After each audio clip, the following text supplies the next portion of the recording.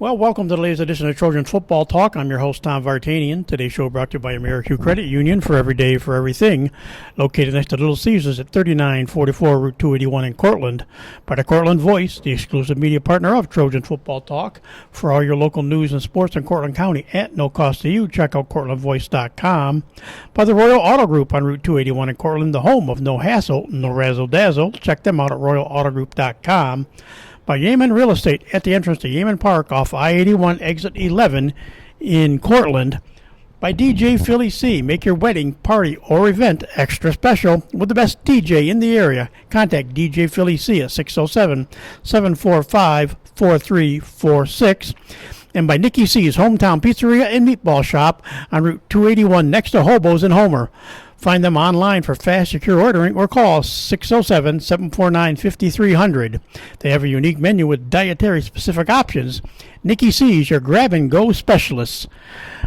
Well, once again, today I jokingly call it the Wayback Machine, even though it's only early 90s, but it's not quite going back to the 70s like I've done a couple of times. But we go back to the 1991, 92, 93 era of Homer football, the early years of Coach Petsilik. We still call it the early years for him. But joining us today, he was a wide receiver, a defensive back, and actually linebacker, I should say. And had good. It was funny. It'll be fun to talk to how that went. To start out as a sophomore year was his best year receiving wise, and it kind of went down. But then as you hear some of the names that kind of joined the team over those last couple of years, you can maybe understand why some things went differently as he got older. But he made a big splash in his sophomore season as a wide receiver. But joining us today, Mikel Withers. Welcome, Mikel. Hi. Thanks for having me. Like I said, it's always fun to go back to some of the older guys because, they're just guys that I haven't really, I didn't get to know that much, but I found out that the people seem to like the guys, from these earlier eras, from the guys I spent 20 years with Homer football, so I just go back to, the start of the 2000s, basically, the fall of 99. So, and then you guys older, I didn't get to see you guys play even, but I just get to find out about you through the conversations, and it's amazing how many people out there are going, oh, I remember him, yeah, and they like hearing about you guys. I think we're old enough to appreciate how far back it was now. Like we said, you made your debut as a sophomore back in that fall of 1991 season, and kind of ironically, that was not long that really Tony Aguilar came on the scene too, a guy I had back on as well. But of course, he'd moved back to Homer and start. I don't think he played lacrosse this sophomore year, but he didn't play football till he was a junior, which would have been this 91 season. I believe that was Tony's first season. But so, as far as these teams, like I said, they were decent teams. They didn't set the world on fire. But of course, football back in this era was different. Homer was playing more Class A football and some bigger schools at the time, so that's different from what we've seen in the past few years. Well, that year in particular, there were 4 of us sophomores that got pulled up, and even with that, we didn't have a very large varsity team. So I think that we did a lot of playing both ways and just didn't have the size that a lot of later teams had. And of course, we will talk about this shortly. But of course, you came armed with a pitcher, which is great because I always say, what's it like, in your small fry football days, and that's where a lot of you guys get, a lot of the Homer kids got their start in small fry football. And you gave me from one of your small fry teams here. So when did you get involved in football back when you were young? I was 8 years old. Played for the Vikings, same team Matt Cahey did. A lot of the guys from that were in football for the rest of my career there, they were on that team, and we had Ron and Gary Dexter were our coaches, and it was great. Although my next year I had Coach Ryan, and Dusty Stillman was one of the assistants on the team. Dusty has his own place in Homer football history that we joked about when I did his podcast. Nothing like a home court game to bring back a memory 7 years later for him, which I thought was that's a fun story. We may or may not talk about that again. It was quite enjoyable. Oh, you heard it? So yes. You heard all about it. Which shows just funny how much that home court jug game means, to people, especially back in the earlier days. It was, I think, a little more important. Like you say, now the kids are good friends. They text each other. They really can. It's still bragging rights, but it's not the intense rivalry, and the other things that go on that happened back in the day. Yes, with the field getting burnt, I remember that. I remember somebody had vandalized Moistchick Field at one point. I think I was a sophomore or maybe even a freshman that year, and then they really started to clamp down on things. But I really remember the coaches had instilled in me from small fry on that whatever happens during the season, you have to beat Cortland, and the season will be a success.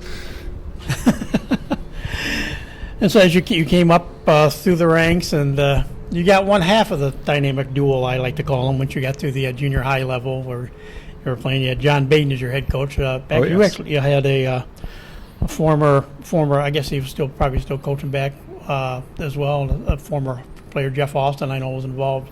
I don't know if he was there with you or not, but he was the year you started playing varsity. I think he was one of the assistants. Still one of them. So it's. But what was that? That first real taste of starting to get a little more organized. What was your recollections of playing junior high football? Junior high, I remember Coach Baden got frustrated easily. if somebody messed up on, if they couldn't perform it, that was fine. But if somebody did what they weren't supposed to do, he would just start mumbling under his breath.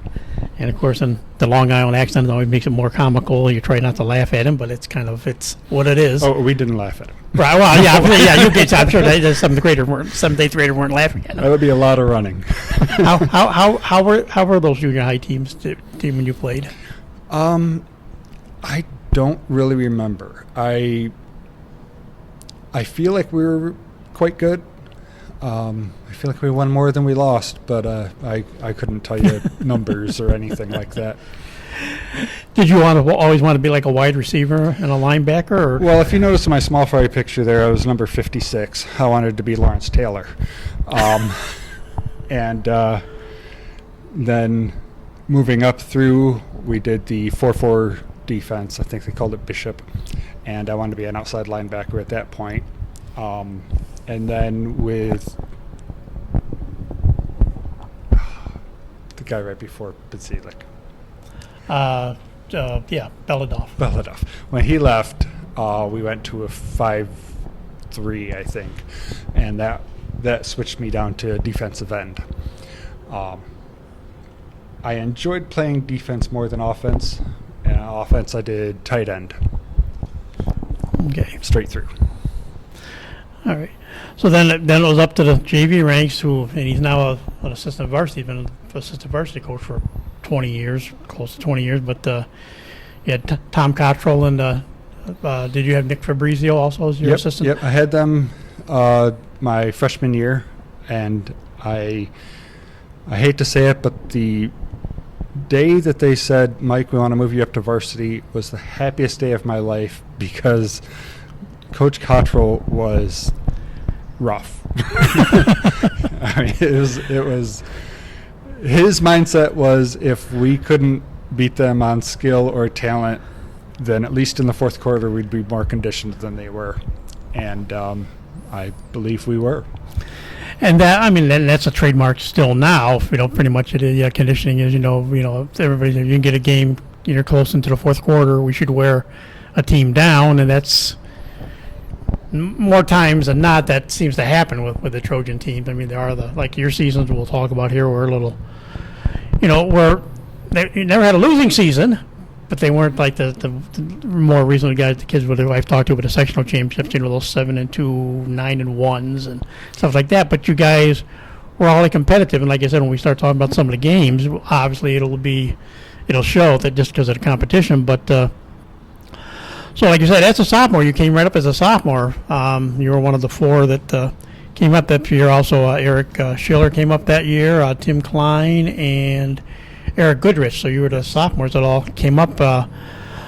What was that like coming at that first year? And like we said, this was actually Coach Basile, second year as the head coach, and Rick Gonzalez, Mark Frito is now the modified coach. Were coaches. It was a little scary because we knew that we were a year younger, we hadn't been practicing with the varsity right along. I mean, Homer likes to do things in the summer leading up to the season. And so we were unfamiliar with them, but I felt confident that it could contribute. And so it was a great opportunity. And of course, those days it was it was more of a Class A schedule. 4-4 that first season. Started out with a couple, nice wins. A 49-22 win over Oswego, and then a 19-12 win over Corcoran, who has some good teams back in those early 90s. So it was nice to get out of the gate there with a couple wins. I believe that Corcoran had Deion Alexander that year, and I contribute that win to Tim Klein because he noticed that when Deion was going to run, if they were going to hand the ball to Deion, he would do this little rocking motion in the backfield. And we were able to shut him down after Tim noticed that, and we frustrated him, and we ended up dragging that one out.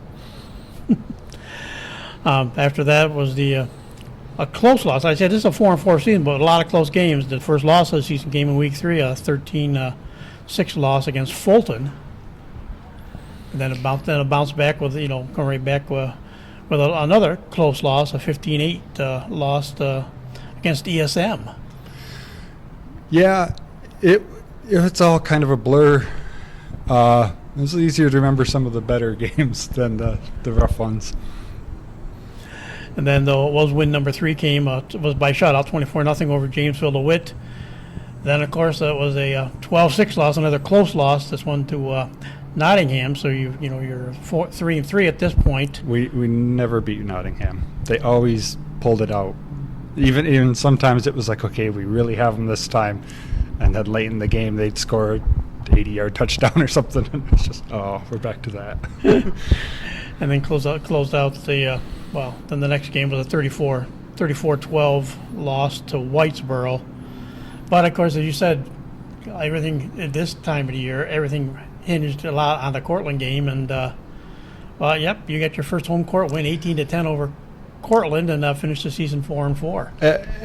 Whitesboro handled us pretty easily, and then going into the Cortland game and winning that was, especially knowing that we were the potential of having a losing season, and we really didn't want to do that to Penseedlick. So we were extra motivated to get that win, get to 500, and beat Cortland at the same time. Do you remember anything specific about that game? Like you said, it's still only really a touchdown game and a 2-point conversion difference, but nothing in particular. What was that first experience? Like you say, you've heard about the home court games coming up to that point. What was it like to actually, only a sophomore and you're in that first home court game? We'd done it so much, from junior high. I think even in small fry we played like the Elks a couple times, things like that, and I think it was almost more of a relief to not lose than it was exciting to win at that point. Again, this was it was an interesting team. I mean, you had by far one of the guys that goes down as one of the those premier one of the premier quarterbacks in Homer history as far as especially at this time. Mike McGrath was the quarterback for the team, threw for 702 yards on the season. So he was the quarterback, and of course, I always joked with him. Wasn't so much this year, but it was the next year. But Tony Aguilar, got his, was a junior his first year with the team, but it was also, you said McIntyre was on this team. He rushed for 179 yards. Tony, of course, had 165 yards, but Brandon, it says that Brandon Nolan was the leading rusher that year with 698 yards. What do you kind of remember about Brandon? Brandy was our guy. He was fast. He would do like one cut and just go. Tony ended up being more elusive, but Brandy always had the speed. We just loved watching him run. And you said that one of those seniors. That of course McGrath was one of those seniors on that team this year. But then you look back to this is going to be more fun because this is why they have the alphabetical. I always like the numerical roster better because all the linemen are grouped together. Yeah. But when you look at some of the other names, the guys that came along, as far as some of the seniors on that team. Eric White was one of those, and he was quite fast too. He was definitely able to turn on the afterburners. He was on the track team with us as well, and pretty fast. And when you do look at some of the linemen, like you said, there's wasn't a lot of depth at line. There's some of the later teams that we've seen a lot more depth in. But yeah, like you said, it was a small roster to begin with, and Andy Burnett was one of the senior linemen that year. Also, let's see, you had Mike Kilmer. Yep, Bear. If you remind me, I got to get him sometime. I mean, he's right over next door here, where we're doing the podcast from. I've gotten to know Mike over the years. Vince Lyman, Waylon McCall, Gramps. Steve Quayle. No, Steve was a wide receiver, but Mike Tracy was another lineman on this group. So, what do you kind of? Mike Tracy was probably the nicest person ever. He was big, but such a teddy bear. If he ever had any hatred or anger in his heart, he could have been an awesome lineman. But he was just so nice. Waylon McCall, we called him Grandpa. He had these little glasses that he wore, and he just looked like a grandpa. He always wore a sweatshirt under his pads, and I don't know. He was definitely a leader. He was one of the captains, and just motivational. What about Mike McGrath? What do you remember him as far as being a quarterback? He liked to run. I started developing a taste for downfield blocking. Even when I thought I had been open, he would take off, and I would usually pick out the biggest lineman I could find from the other team who wasn't looking where he was going, and try to lay a hurt on him. Well, it's like Mike threw for 702 yards that year, and of course you as a sophomore, you were the leading receiver, by a comfortable, well, at least number of catches. You had 17 catches that year for 177 yards. I would bet that a significant number of those were on fourth down. We need 4 yards, absolutely. So 46 boom pass out in the flanks to just get it out there, and I think I did pretty well of just getting whatever yardage we needed. And of course, Tony Aguilar, second, he had 9 catches for 172 yards. So, like you said, he had the speed to outrun the people. He didn't have to catch as many, but he can make up yardage in a hurry with the way he ran. And McIntyre, again, he was a name that, of course, went on to have greater fame on the lacrosse side of things. I think it could have been Mac. I'm wondering about that because I think he was. Yeah, no, I'm thinking. I'm betting that's got to be Cahey. It might be Cahey, possibly. Actually, more. Oh, he was a backup quarterback. Yeah, I don't know how I got on he this was list. Like third string quarterback. He was definitely a running back. We got a lot of use out of him. Yeah, well, that's fun. I'm going through all the old. To compile these, I was going through all the little individual. Every player had their individual little sheet, and maybe yes. He might have just been mixed in one of mine that I did, so we'll pass on Kataya for the moment on that part. But he did come up the next year as a sophomore. Oh yeah, we'll definitely get to him. he came up the next year too. So that was the first year. Next year, of course, was that the 1992 season. Again, a little bit better season, 5-4 this year. Which I think that means you must have made a playoff game because I see you got Whitesboro on the schedule twice, and somehow yes. Whitesboro seemed to be the playoff opponent in those early years. Yes, is this our season of 2-point losses? This started out well. A 46-6 win over Fulton in your junior season. Then the next day, a 2-point loss to Whitesboro, 12-10 the first time around. Then the 8-6 loss to Nottingham. That 12-10 to Whitesboro was rough because we went into halftime and we knew that we had a good shot, and it's just out of our grasp. And I remember going to Whitesboro, and we had a bigger squad this year, more numbers definitely. But you look on the other side of the field, and it looked like a college team. There's 80 guys standing over there. It's like, wow. So then the second win of the season came though against Central Square, a 30-0 shutout. Then Yeah, again, ironically, the third loss of the season. Again, 2 points this time. A 21-19 loss against New Hartford.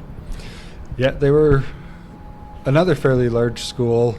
I don't know if the school was large, but their team was big. We were significantly outweighed. Our linemen were always quite undersized, and I was always surprised at how well we were able to keep with these teams. And then, of course, that led after that loss, ran off 3 straight wins to go to 5-3 to make it, to really kind of to get to the sectional ranks. 2014 win over ESM, and then a 27-8 win over Carthage, and followed up by another win in the home court jug game, 20-0 over Cortland. The second time you got to play them. I almost think by this point we had the psychological advantage over Cortland. We had beaten them so many times throughout, junior high and JV and now varsity a couple of years in a row that we had an advantage in just knowing that we had beaten them so many times, and we weren't going to let them beat us. Then, of course, on the sectionals, and of course, a rematch with Whitesboro. And, well, again, a 2-point loss, this time 13-11. Yeah, but, that was, again, frustrating. Yeah, I remember talking to Tony about that. Like, gosh, who knows what that season could have been? Like you said, it reads 5-4, but you have, four losses by a total of 8 points. Yeah. This was the most fun year that I had. We had a practice of Thursday nights. We'd all go to Ponderosa and try to put them out of business. And I don't think we succeeded, but we must have put a good dent in them. And, of course, this was the debut of the next in the line of the quarterbacks. Gary Loudon made his debut this season and was there for the next couple of seasons. So what was it like, going from Mike McGrath that first year to having Gary Loudon for the next couple of years? McGrath he was a runner. I think he was a runner first and passer second, definitely. Gary was much more of a refined passer, but not much of a runner. He could definitely put his head down and run into you pretty good. We played on opposite teams in small fry, and he did that to me more than once. But it wasn't his first choice. And he was definitely more comfortable in the pocket.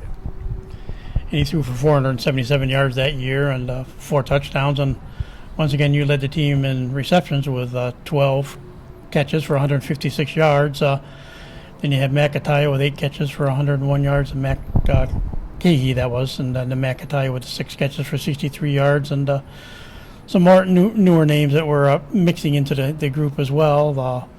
Another one of the juniors, Jim Cherry, had 5 catches that year. Eric Schiller had 4.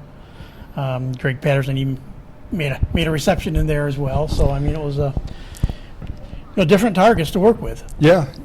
We definitely had the ability to get some things done in the passing realm, and we had some actual depth that year. So it was nice. And I joked with Tony, it was the year of Tony and the 3 M's in the backfield. You had Tony Aguilar did lead the team with 527 yards on 102 carries, but Matt Ferguson had 86 carries for 459 yards. McIntyre also 86 carries for 403 yards. And then throw in Matt Cahey for good measures, 36 carries for 179 yards. Yeah, they were all good, solid running backs. I don't know that we had any real breakaway guys. Like Brandy from the year before, if he got loose, he could really get loose. We didn't have any super speedsters, but all of them could get some yardage done. Like we said, in McIntyre, he's one of, again, the second year in a row, 4 sophomores on the team. You had McIntyre's one, Brian Hollenbeck, Shane Humphrey, and Chris Scatino, yeah. Yep. Good guys. Solid workers for us, and definitely nobody that you were thinking this is a weak spot in our roster. And you had, a little more depth on the line this year. Of course, as far as the seniors went there, you had Glenn Anderson was there again.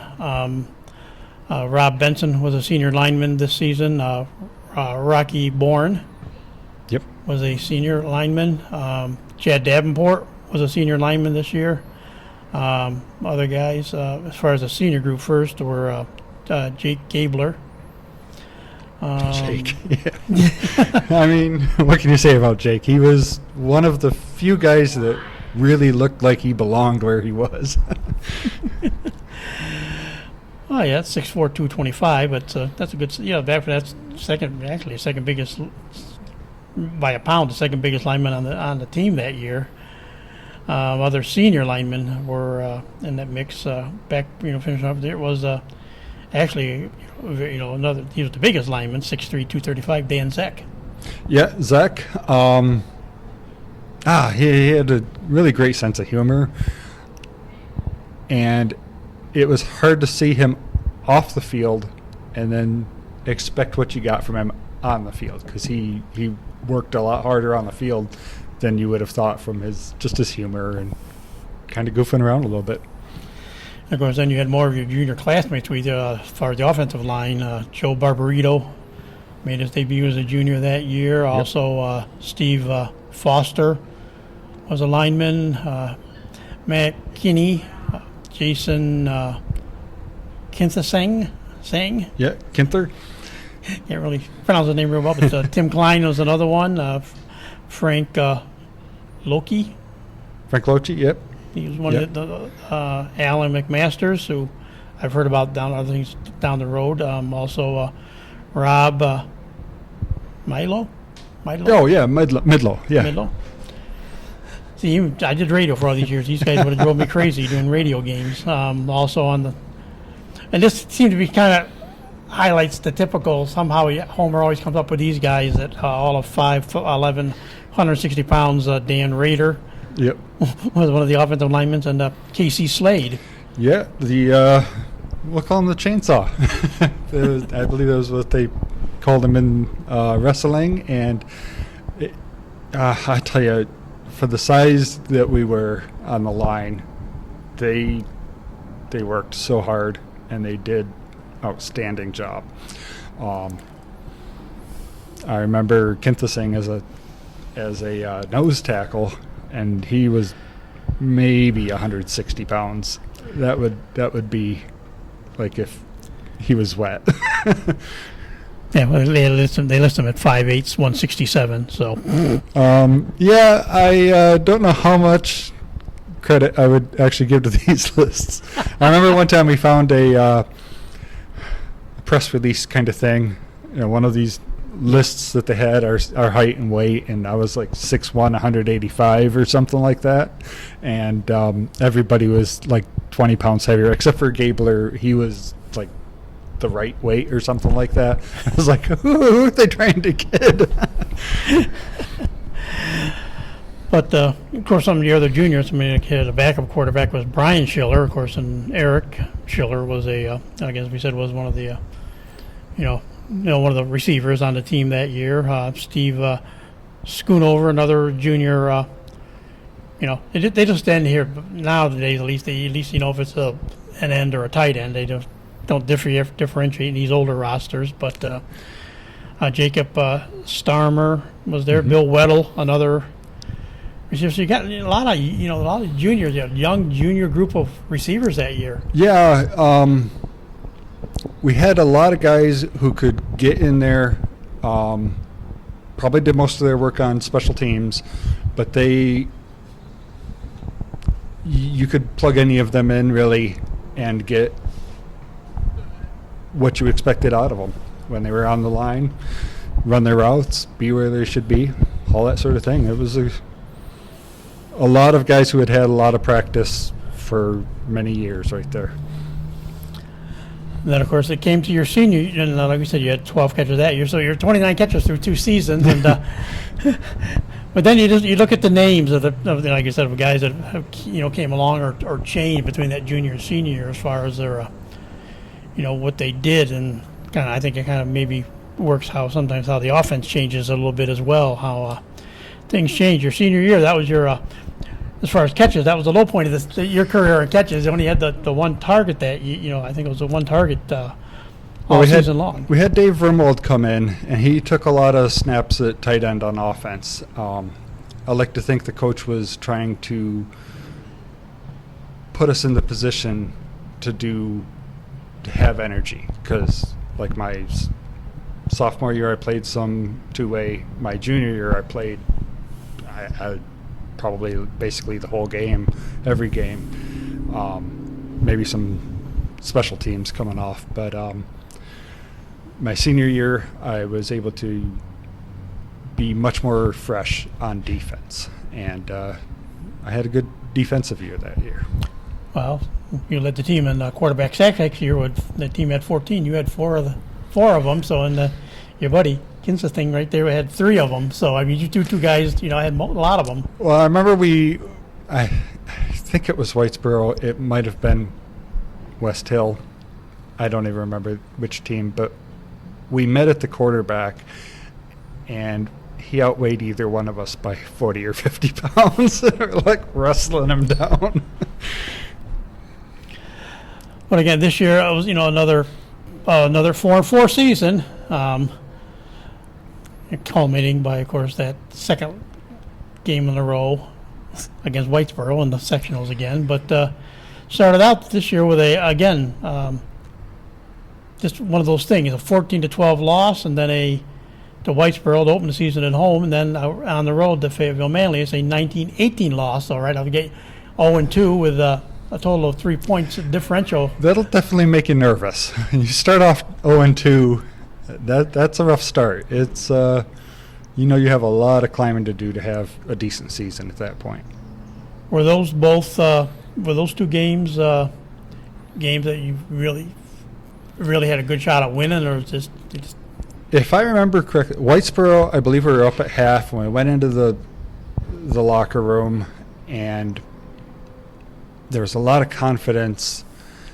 And after the year before, having seen them come back, the seniors on the team were like, guys, this isn't over yet. There's still half a game left to go. And, they ground us down in the end. And then the first win of the season came against Central Square, 18-12 win at Central Square, which those first 3 games all non-league games. So you at least weren't hurting in the league yet at this point, because it was all 3 were non-league games. But to get that first win against Central Square, 18-12. Yeah, that felt good. Anytime you start climbing upward, you're starting to feel good about yourself.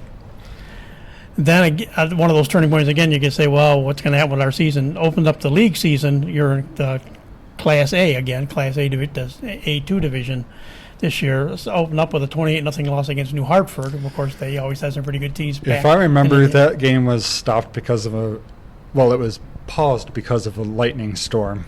And I don't know, it felt like it shifted the momentum of the game.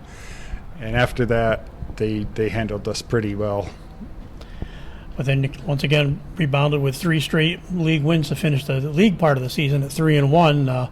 Started out with a 26-6 win over ESM, then a 22-14 win over Carthage, and of course capped out the regular season at home again at Buttsfield against Cortland, and that came out with another 28-6 victory. So you went 3-0 against the Purple Tigers. We did. We took quite a bit of pride in that. I don't know if it was because we were a very 500 team all 3 years, but we beat Cortland, so we, like I said, we took what we could, and it was a bit against Cortland, so we were pretty proud of that. Yeah, so I don't know, because like I said, I have more of the breakdown of the schedule better this way on this season, and did you that year before '92? Did you play Whitesboro in the Dome that year? Or not? No. Okay. Because this one, it says here, it said it was this game, this the second time you lost. To close out this your senior season, it was a 50-12 loss against Whitesboro. But again, they say it was in the Dome, so that was your first trip into the Dome. Really, kind of, what was that like? That was, it was soured by the game. Yeah, we were really excited. We had just lost, just barely lost to them the first game of the season.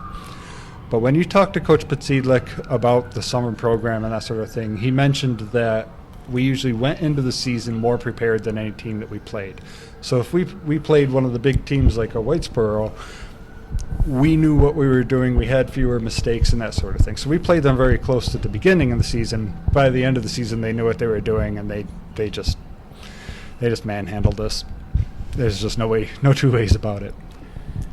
Again, so Gary Loudon, not a lot of passing, 291 yards total yards, passing for him, but we actually ended up having a bunch of guys that threw some passes out there. Matt Ferguson threw a pass for 31 yards and a touchdown. Had to be a half-half option or something, I'm guessing. I imagine so. Brian Hollenbeck had a completion for 17 yards. McIntyre threw a pass for 12 yards. So a number of different guys threw the ball, but still only 351 yards. That year, as far as that end of things going, as far as the passing and rushing, ran for again over 1,000 yards. Matt Ferguson, now a senior, led the team with 586 yards. He was our workhorse. I think he took probably the most carries, and he did what he could with it. And like I said, we've always been small on the line, so these guys who are getting running yards are, I don't want to say they're doing it on their own, but there's a lot more of that than just having wide open spaces to run through. Yeah, he had 136 carries. Second that year was McIntyre, 70 carries for 470 yards. And the interesting part is Matt Ferguson had 6 touchdowns rushing, and Kataya had 7 touchdowns rushing. We could definitely see that McIntyre was going to be something special. I think we had seen it the year before, but that year, our senior year, his junior year there, yeah. It was like, he's going to be the future of Homer football next year. The third leading rusher was Shane Humphrey with 40 carries for 220 yards. And ironically, he was the leading receiver that year, 10 catches for 171 yards as well. He was well-rounded. Could do anything there, really. So again, well, like you say, since you play tight end, and see, this is not here to list tight end, so it does list you officially as a tight end this year. So, but and they're considered part of the line. But again, you look at the linemen this year. A bunch of the senior group that was back. Steve Foster was back again as a senior lineman. Yep. Matt Kinney, Jason was back again. Your buddy Tim Klein was a senior on the line this season, and Rob Midlow was there again. That name's off. That name will haunt me the rest of my life, I think. He was there. Casey Slade. Those are the senior linemen, along with, considered, like you say, considered tight ends earlier, considered linemen at the same time. Yes. So that group, but then some, some juniors that came up that names would kind of carry through their careers as well. One of the linemen was a junior lineman, Paul Contento. Yep. Was up this year. Damian Dovey was another one of the junior linemen this year. Chris Frisbee. Yes. I'm sorry. He and Alex Evangelista had the best Beavis and Butthead impersonation. If that doesn't date people, yeah. Remember that era. Other junior lineman that year, Corey Knickerbocker came up. Ethan Leet was another one. Yep. Jeff Manning was a lineman this year, a junior, one of the juniors on the line, and then Chris Scatino. We said again. We mentioned him. He came up as a sophomore, but he was back for a second year with the line. And then you said Dave, Vermold was a junior, but he was a tight end, so yep. he'd be considered part of the line. So, but it always seemed, everything always seems it has over the years to be successful has been, that play of the offensive line. And how would you rank that group that you have for your senior season? It's tough. I would probably put it at the weakest of the 3 seasons. My sophomore year, maybe it's just because I was a little bit smaller and I'm looking at guys older than me and stuff, but they seem to be the most powerful line. I would say that this is the brainiest line. Most of the guys had a lot of experience in football and in the system and that sort of thing. They knew what play was happening, where they should be on that play. So you didn't get a lot of mistakes going on. But the size, just we were very small. So as you said, three. What was it? Like you said, other than obviously the end result there, losing, like you did, in the dome. But what was it? What was it like playing that last game and just when that was ended? That that you knew the part of your football career was over at Homer. Exhausting. We'd put so much in, and to have a game that was never in doubt, that we were just outclassed the whole time, that was just really draining. It was one of those games where I think most of us probably were happy to forget about it as soon as possible. Well, like I said, when we talked, you were going, I don't know how interesting I'd be for guests, but like I said, when we got the compiled stuff, there was really only one, other than, of course, Jim Curry, who was still number one wide receiver, still, over 1,000 yards in his career. The only guy ahead of you as far as in your era of players was Eric White. He had ended up with 554 yards on 33 catches, but you end up 12th all-time, 30 catches for 354 yards. You were surprised to find out that you were that high. I was, until and then you pointed out we didn't really pass all that much back then. So yeah, that was I was quite taken back by that. And again, still all that group, like I said, you were the only three that like really weren't really part of somebody from the 2000 era. Like we said, another guest I'm hoping to get here soon, Jane Gavidius, number 2 with 998 yards, and Zach Hatfield has a 957. So we actually have had 2 more guys that were flirted with 1,000 yards, and Mike Carbone was a big tight end, finished with 807 yards, and I guess I got coming up probably right after your podcast will be my next guest on this list, and so he's number 5. Brandon Simonetta was kind of a jack of all trades player, had 721 receiving yards.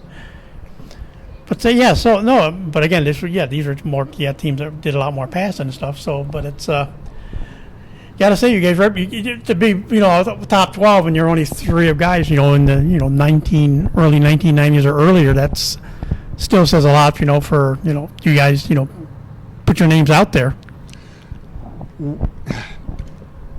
We all knew that we had to do everything we could every play. And I think that was a mindset that we all had. And so if you were given an opportunity, if you were the one receiving the pass or running the ball, I think everybody gave it everything they had every time. What was it like? I know different guys I've talked to in the years, different, especially the early years. I'm going to get to the guys in the 70s there and then, like your, early 90s and stuff, especially the 70s and the 80s. They talk about there was nothing better than on a Thursday, getting that jersey on a Thursday, you get to, wear it home that night after, the pre-game practice, the prep practice, and but just to wear that jersey all day Friday in school and everything, and then go to wear it, for the game. Just what memories, of that would you have? I took great pride in my jersey. My junior year, I bought a jersey. We could at that time and get our names on the back, and wearing that, having my girlfriend wear the other, the Homer, the away one that I wasn't wearing that particular game. It was one of the thrills of my life, to be perfectly honest. I still have at least my home one, my dark blue one with the 40 patch for Brian Schiller, who had been injured that year. It's still in my drawer at home. But you didn't sneak a helmet like Tony Aguilar. No, I didn't have as much. He had an awesome helmet though. He had that face guard and stuff inside it. I understand why he took his. Well, he joked when we did this podcast. He joked. He said, "Well, I hope he didn't mad at me, but he's still looking. If you ever looking for my helmet, here it is." And he sent me a picture of his helmet. So it should be outdated now. Yeah. Probably better safety ones. But it was just funny that he did keep. He had I respect the jerseys and stuff. I respect the jerseys and things like that. But he kept his football helmet and his lacrosse helmet from his lacrosse days. So he had both of them along with everything else. As far as the community support, like you said, there's nothing like, Friday night to begin with. Friday night at Busfield with, you have the home crowd. So it's just the feeling coming, from the locker room down. you make that little walk from the school down to the field, and you got the fans that stand are right there, kind of your tunnel to come through at the time and stuff. What's it kind of like? For me, it was not good. I developed an anxiety panic disorder when I was 8 years old. School was awful for me. I was always in bad health because of it and that sort of thing. And until the kickoff, I was so stressed out every time. And as soon as the kickoff happened, there was no crowd. There was nothing. It was just football. But right up until that point, I was just so nervous the whole time. And there were more people out there. Actually, away games, I liked a big crowd because I wanted to disappoint them. Maybe I'm a bit of a misanthrope, but yeah, home games with a big crowd. I mean, you got to appreciate how much the community has supported Homer football. But for me, it was just stressful. But like you said, Homer is again one of those communities that does travel well. I mean, and obviously this is coach's first dome game too. So I mean that was his third year, and he's finally got a sectional game and a dome game no less. But the Homer crowd travels so well, and so, you get so many more. You get almost as many for, I think, some road games that you got for home games as far as Homer supporters. We had a good number of people out there. Lots of family. It was always good to see, because sometimes you'd have teams come to our place and there's the bus drivers and a couple of parents over on the other side, and it's like, wow, does nobody really care? And at this time it wasn't really long distances that we were traveling. I've listened to some of the other podcasts and you're talking about like 4-hour drives and stuff. I was like, wow, that's crazy. But no, it was pretty compact relatively, and we got a lot of people out for the games and had people cheering for us, and after games, being there to pat you on the shoulder and that kind of stuff. It was nice. So obviously you're going to be a fan probably of this year's non-league game. They're Class B school, but Homer never backs down from a challenge. They're going to make the trip to Indian River. I wish them the best of luck. I don't like driving, so I'll hope it's on the radio and I'll listen to it there.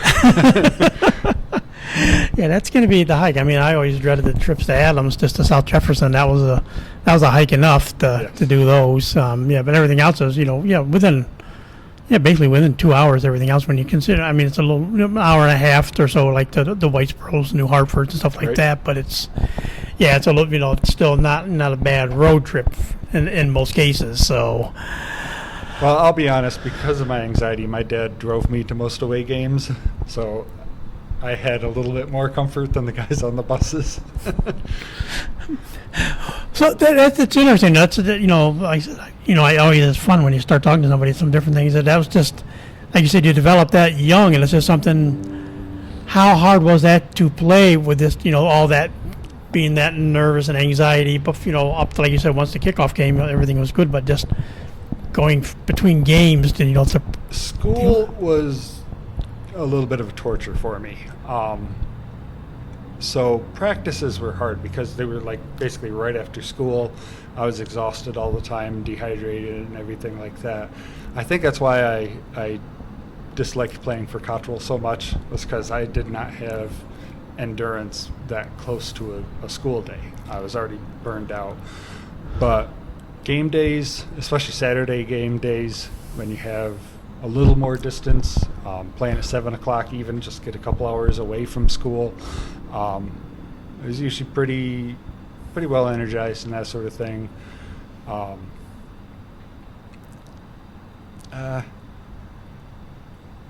Once the game started, though, I think that's why I loved football so much, was because I was around people, but I wasn't nervous when it was going on.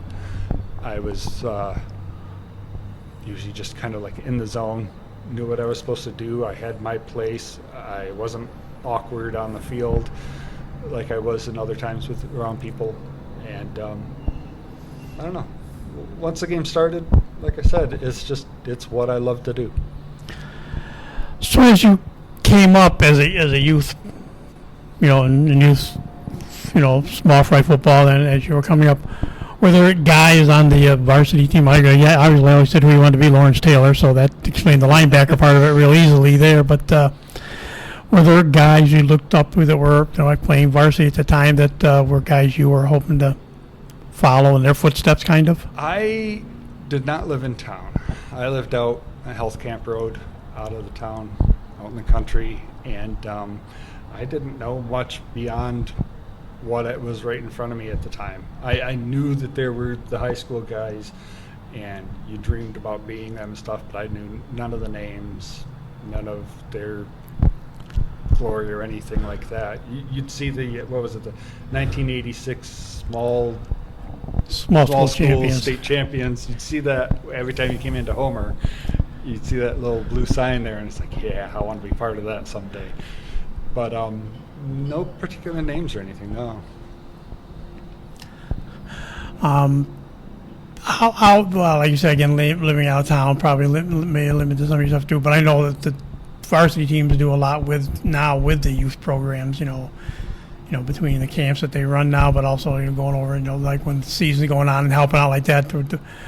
You involved in any degree of that when you were older and on the varsity units? On the varsity team, I remember wearing my jersey and visiting the intermediate school and going around to the different classrooms and giving out little footballs and just saying hi to the kids and stuff. And that was a thrill. I loved it. It was great.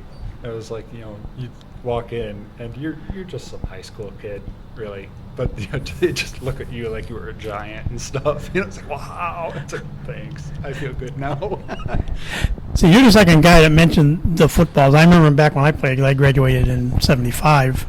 So I remember you always had the football the cheerleaders throw up to the crowd during during the game or different spots. But I think it was Matt Kay, he mentioned that you guys used to go over to the junior high and you'd hand out the little mini footballs, and there was I forgot all about the mini football till that moment, but it took me back and remembered that I'm sure that I have a youngster have a varsity football player hand him a mini football probably was like getting a major autograph at that time from somebody. I hope so. I hope we made somebody's day more than just ourselves. So, what other memories do you take from your playing days? I mean, you're still in the area, so it's not like you've gone away. You're still in Homer, but what just memories do you take from your playing days? Well, I remember, like I said, going to Ponderosa and hanging out with Rich Edwards and Jeff Brown. We usually sat at the same table. Rich was our kicker, and I remember one game I was his holder, and we just muffed the snap, and so I run back and I pick it up and yell on fire the whole time, and I stand up and I get ready to throw to Rich because I see that there's guys between us, and like 4 guys between us, and I cock my arm back to throw it to him, and he just starts waving his hand, no. So I ate it, and he always let us know that he was really a soccer player who was just there to do the kicking. Have a whole lot of interest in football. That was great. And then our senior year, playing Cortland, we were up Moistic Field. It was a muddy mess, and the backups were in. It's late in the game. Cortland's driving, and Steve Schoonover caught an interception, and I believe it was in the in the end zone. And so we're all yelling, "Take a knee, take a knee!" But instead, he runs it out, and just before he gets swarmed under by a cloud of purple jerseys, he just puts one finger in the air, and all you see is his arm sticking out over the pile as they just swarmed over him. Those were great moments, and I gotta say that the greatest football mind who has gotten passed over, he didn't have the body, and it's a shame because he knew football better than anybody else that I'd ever noticed, and he was one of 2 people who ever knocked the wind out of me. Was Mike Ryder. He knew he knew what was going on all the time. He knew what play was coming and that sort of thing. You couldn't fake him out or sneak by him or anything like that. But he just didn't have the size to get behind what he was doing. And then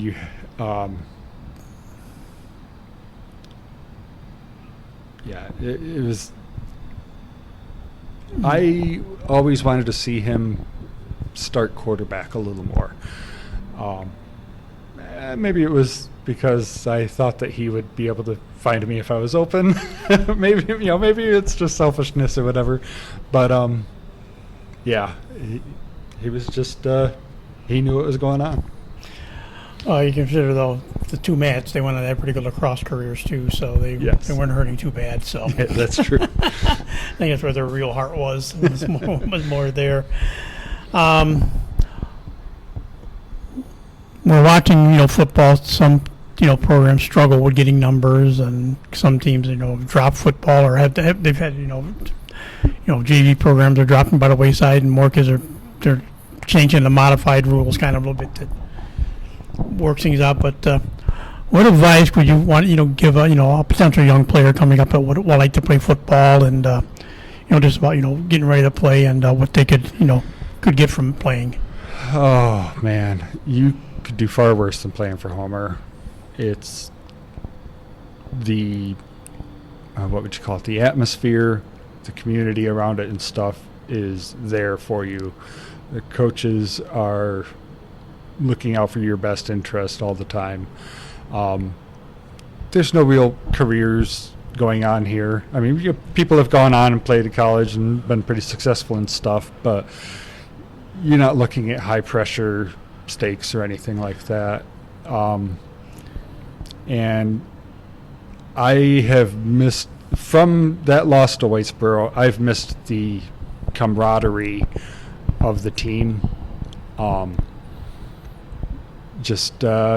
You know your place and where you're supposed to be, and you have a responsibility to the guys around you, and they rely on you, you rely on them. There's just nothing like that I've ever been around. So I'll throw this in here now because we'll probably mention it too soon. But so what does Michael Withers do now? And like you said, I know you're still in the area. What's kind of keep you busy? I'm a facilities caretaker at a church. I do that, and my athletic career is over, well over. But I just take my time, enjoy what I can. Did you have any thoughts of going on to play football in college, or? I did. It had been my dream. I really thought that I would outgrow the anxiety, but it had gotten worse as the time went on. I skipped the senior game. I didn't want to be a part of that. I had some small schools that had shown a little bit of interest in having me play for them. I think it was the biggest school was Liberty, had said something about they would like to have me walk on. But I picked Ohio State to go to. I think in large part it was because I knew that I would not be a part of that team, and so I didn't have to worry about the anxiety and that sort of thing. It was a chicken move. I have to admit that. It was pretty cowardly. But I think it was the best for my mental health at the time. All right. Well, with that, we'll say, Michael, thank you for taking time to talk to us today. Thank you. And that'll do it for this edition of Trojan Football Talk. Today's show brought to you by American Credit Union, for every day, for everything. Located next to Little Caesars at 3944 Route 281 in Cortland. By the Cortland Voice, the exclusive media partner of Trojan Football Talk. For all your local news and sports in Cortland County at no cost to you, Check out CortlandVoice.com. By the Royal Auto Group on Route 281 in Cortland, the home of no hassle, no razzle-dazzle. Check them out at RoyalAutoGroup.com. By Yeaman Real Estate at the entrance to Yeaman Park off I-81, exit 11 in Cortland. By DJ Philly C. Make your wedding, party, or event extra special with the best DJ in the area. Contact DJ Philly C at 607-745-4346. And by Nikki C's Hometown Pizzeria and Meatball Shop on Route 281 next to Hobo's in Homer. Find them online for fast and secure ordering or call 607-749-5300. They have a unique menu with dietary specific options. Nikki C's, your grab-and-go specialist. So, for my guest, Michael Withers, and yours truly, Tom Vartanian, thanks for listening, and we'll talk to you again soon.